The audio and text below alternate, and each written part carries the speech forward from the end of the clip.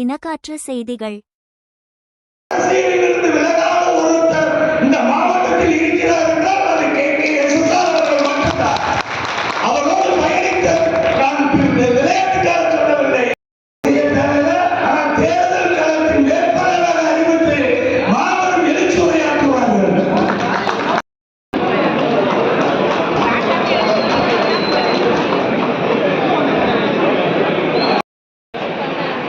முன்னாலே அமர்ந்திருக்கிற கூட்டணி கட்சி, அதை சார்ந்து வந்திருக்கிற நிர்வாகிகள், சகோதர சகோதரிகள், உங்கள் அத்தனை பேருக்கும் உங்கள் வீட்டு பிள்ளையாக நான் உங்களுக்கு சாத்தூர் தொகுதி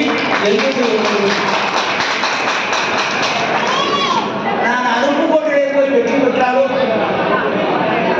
இன்றைக்கும் என்னை சாத்தூர் ராமச்சந்திரன் என்று சொல்லித்தான்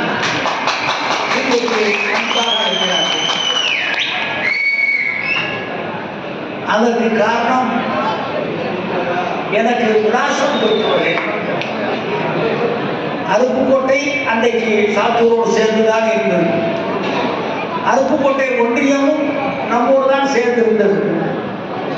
ஆனால் சாத்தூர் என்று சொல்லி இதையெல்லாம் சேர்த்து சாத்தூர் தொகுதியாக இருந்து சாத்தூர் ராமச்சந்திரன் என்ற பெயரை வாங்கி கொடுத்தவரே நீங்கள் தான்.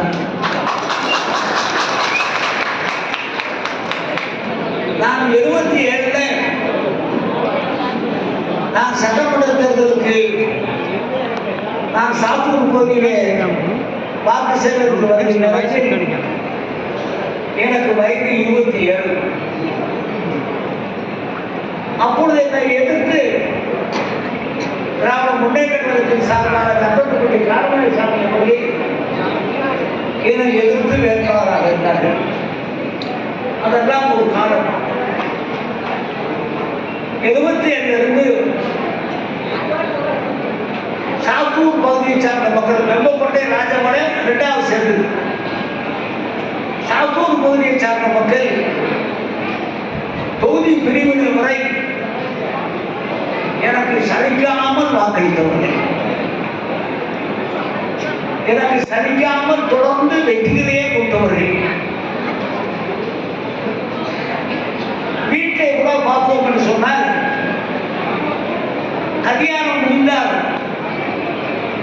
6 மாதத்திற்கு கணவன் மனைவி பைக்கிலே வேகமாக போவார்கள். 1 வருஷத்துக்கு வேகமாக ஜோடியாக சினிமாவுக்கு போவார்கள். கொஞ்சம் கொஞ்சமாக குறையும். ஒரு குழந்தை பிறக்கும் என்று சொன்னால் போயா பொண்ணோட அப்படின்னு சொல்லி வீட்டில் கூட கணவன் மனைவிக்கு சரி போகும். ஆனால் சலிக்காத மக்களாக நான்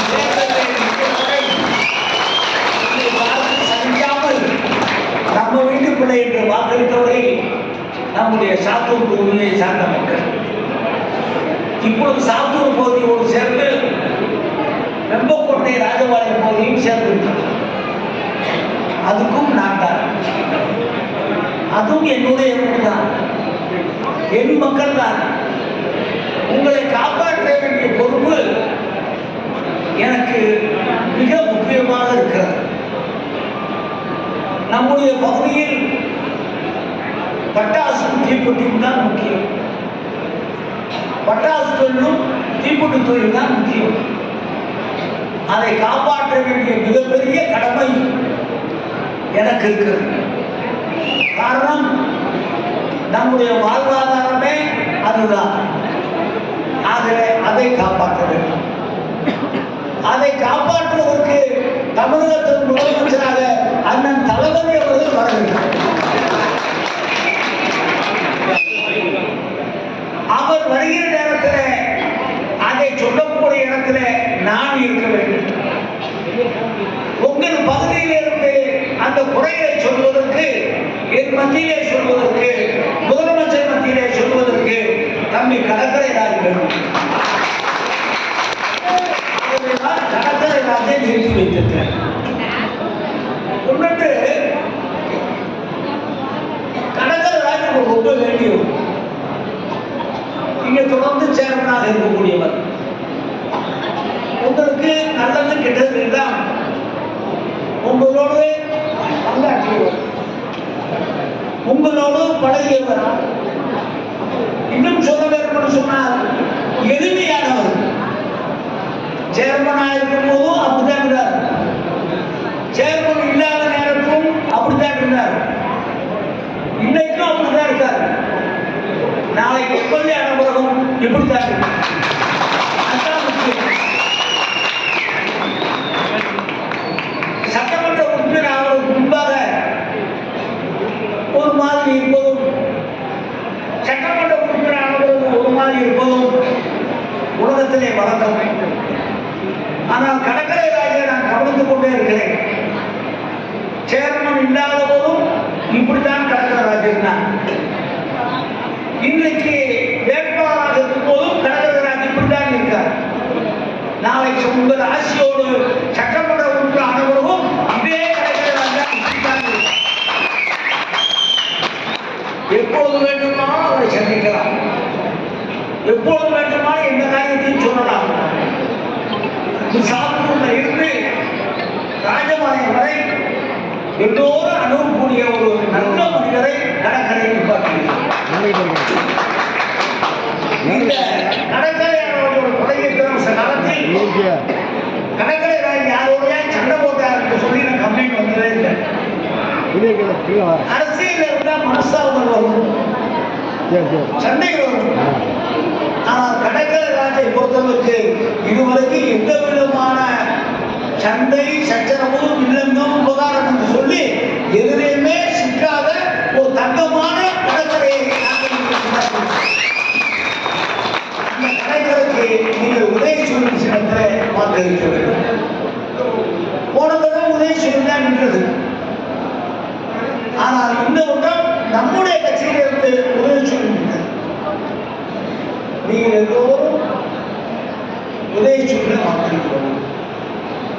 சரி, உதயசூரியனை வாக்களித்து சொல்லிடுறீங்களே, நாங்கள் இன்னும் ஒரு சொல்லி போட்டு கேட்கறது. நீங்க கேட்கலாம், நம்ம மந்திரி இருக்கார். இன்னொன்று, மந்திரிகள் வருவார்கள் போவார்கள், சட்டமன்ற உறுப்பினர்கள் வருவார்கள் போவார்கள். இந்த மாவட்டத்தை காப்பாற்றுவதற்கு யார் தயாராக இருக்காரோ அவர்கள் தான் மந்திரியார்.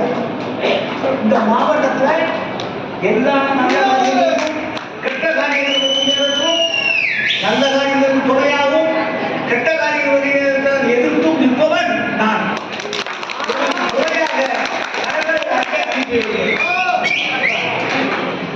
எனக்கு துணையாக கடற்கரை ராஜை அனுப்பி வைத்தேன். இங்கே தாய்மார்கள் நிறைய பேர் இருக்கிறீர்கள். இந்த ஆட்சியை பொறுத்தளவுக்கு இது உங்கள் ஆட்சி, இது மீனாட்சி ஆட்சியா?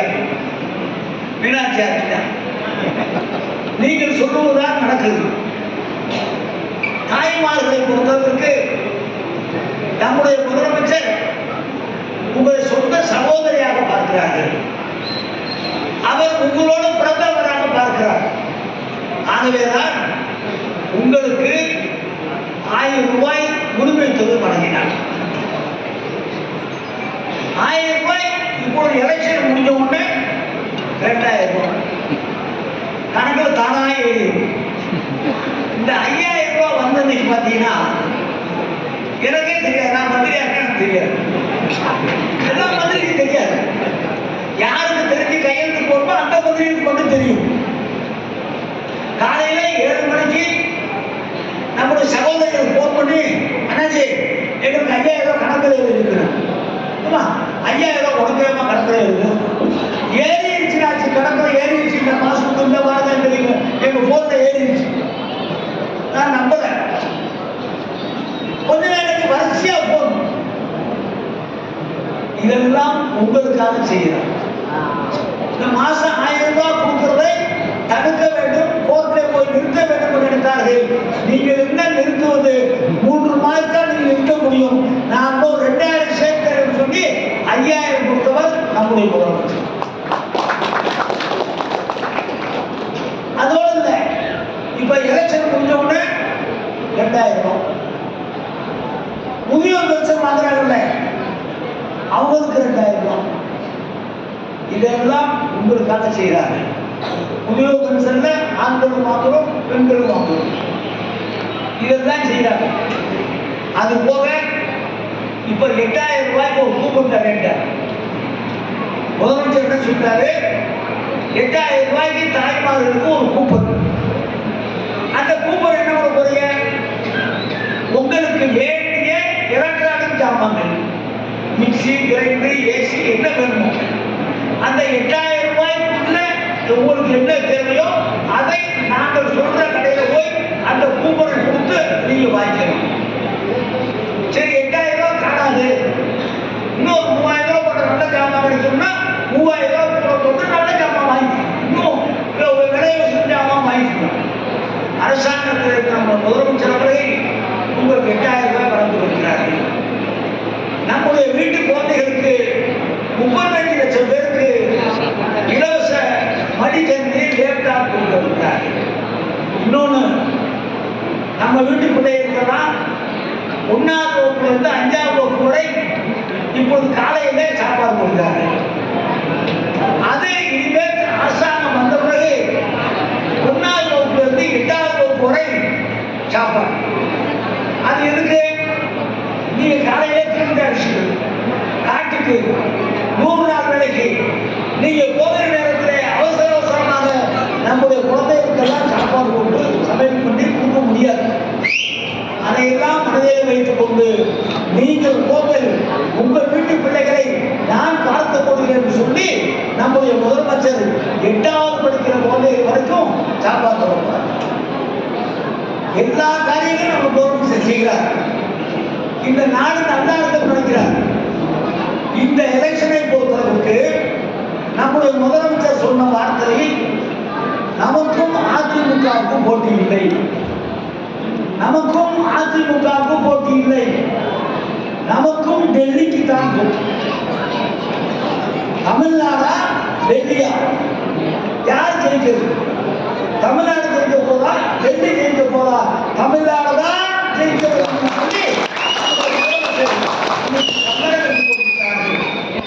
தமிழ்நாட்டை மோடி ஒதுக்குகிறார். நமக்கு வேண்டிய பணத்தை கொடுக்க மாட்டேங்கிறார். நம்ம குழந்தைகளுக்கு கல்வி கிடைக்கவில்லை, பணம் கொடுக்க மாட்டேங்கிறார். இதையெல்லாம் தட்டி கேட்க வேண்டும் என்று சொல்லிட்டால் இந்த தேர்தலில் சவாலாக சொல்லியிருக்கிறார். தமிழ்நாடு வெல்லுமா, டெல்லி வெல்லுமா, பார்ப்போம் என்று சொல்லி நம்முடைய முதலமைச்சர் சொல்லியிருக்காரு. ஆகவே தமிழ்நாடு ஜெயிக்க வேண்டும், தமிழ்நாடு வெற்றி பெற வேண்டும், நம்முடைய உரிமைகள் எல்லாம் காக்கப்பட வேண்டும். அதற்கு தம்பி கடற்கரை தான் ஜெயிக்கணும். ஒண்ணு நல்லா தெரிஞ்சுங்க, உங்களுக்கு தோதான ஆள், உங்களுக்கு தோதான ஆள், நீ எப்போ வேணாலும் பார்த்து பேசக்கூடிய ஒரு ஆள், எளிமையான ஆள். நாங்கள் அதை பார்த்துதான் சரி பார்த்து கடற்கரை நாட்டில் நிறுத்தியிருக்கிறோம். நீங்கள் எல்லாரும் கடற்கரை நாட்டில் போட்டு போட வேண்டும். போடுகிற ஒவ்வொரு ஓட்டும் நம்முடைய முதலமைச்சர் தளபதிக்கு நீங்கள் போடுகிறோம் என்ற உணர்வோடு நீங்கள் வாக்களிக்கிறீர்கள். நீங்கள் அவர் ஓட்டு போகிற நேரத்தில் நம்முடைய அண்ணன் கேகேஎஸ்ஆருக்கு உதவியாக நம்முடைய தொகுதியிலிருந்து ஒரு ஆளை அனுப்பி வைக்கிறோம் என்று சொல்லி அந்த உணர்வோடு நீங்கள் அவர் போகிறீர்கள். எனக்கு முன்னாலே நம்முடைய வைத்தியர் பேசுறார். நான் நம்முடைய மாவட்டத்தில் 4 தலைமுறையை பார்த்துட்டேன். நம்ம மாவட்டத்தில் 4 தலைமுறையை பார்த்துருக்கேன். என் கூட கட்சி நடத்துறவங்களையும் பார்த்துருக்கேன், அவங்க அப்பாவையும் பார்த்துருக்கேன். என் வயசுக்காரர் பார்க்கல, நான் கட்சி நடத்தும் போது என் கூட இருந்தவன் என் வயசுக்காரர், அவங்க அப்பாவையும் நான் பார்த்துருக்கேன். அவங்க அப்பாவை அப்பான்னு நான் கூப்பிட்டுருக்கேன். அவன் அப்பாவையும் பார்த்துருக்கேன், அவனையும் பார்த்துருக்கேன், அவன் பையனையும் பார்த்துருக்கேன், அவனுடைய பேரையும் பார்த்துருக்கேன். 4 தலைமுறையை பார்த்தேன். இந்த 4 தலைமுறையை பார்க்கிற பாக்கியம் எனக்கு ஒரு ஆளுக்கு தான் கிடைச்சது. எனக்கு ஒரு ஆளுக்கு தான் கிடைச்சது. எல்லாருக்கும் கிடைக்காது, எல்லாருக்கும் கிடைக்காது. நானும் எங்க வீட்டுக்காரமாவும் கட்சிக்காரன் போகும்போது என் கூட கட்சி நடத்துறவன் மாங்கன்னாச்சி கூப்பிடுவான்.